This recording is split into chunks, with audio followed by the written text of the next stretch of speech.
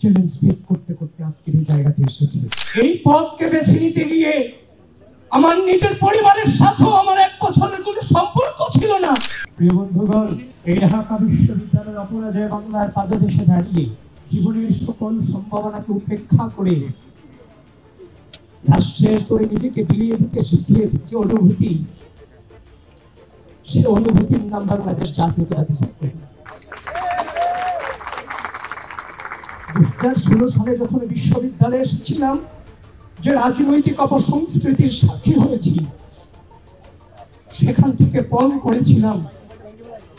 আমি অত্যন্ত ক্ষুদ্র মানুষ, আমি পণ করেছিলাম হয়তো কোনোদিন এই ঢাকা বিশ্ববিদ্যালয় থেকে সুস্থ ধারার শ্রদ্ধা স্নেহের রাজনৈতিক সংস্কৃতির সূচনা হয়তো হবে।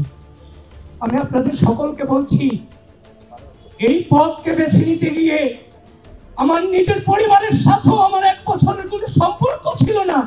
আমাদের জীবন থেকে জীবনের সামাজিক, রাজনৈতিক, অর্থনৈতিক, সাংস্কৃতিক, পারিবারিক সকল জীবনকে আমাদের থেকে কেড়ে নেওয়া হয়েছিল। তাপস করিনি, মনোবল ছিল একদিন আমরা জিতবো। কাগজ দাঁড়িয়ে চাংখার বলে যখন বলেছিলাম প্লিজ কেউ কাউকে ছেড়ে যায় না, সেদিন উপস্থিত ছাত্র জনতা কেউ ছেড়ে যায় নাই।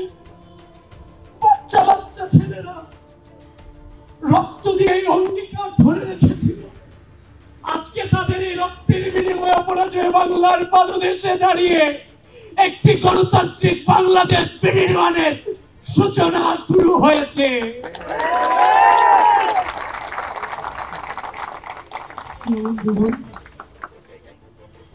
একটা চ্যালেঞ্জের মুখে আমরা 16 সাল থেকে বিশ্ববিদ্যালয়ে ভর্তি করতে আজও পর্যন্ত চ্যালেঞ্জ ফেস করতে করতে আজকের এই জায়গাতে এসেছি।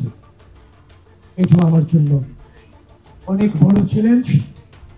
আমি আনন্দিত নই, তবে চ্যালেঞ্জ মোকাবেলা করার জন্য মানসিকভাবে সর্বোচ্চ প্রস্তুত ইনশাআল্লাহ। এবং সেই কাঙ্ক্ষার ফলের মতো বলছি আমরা আবারও বিজয়ী হব ইনশাআল্লাহ।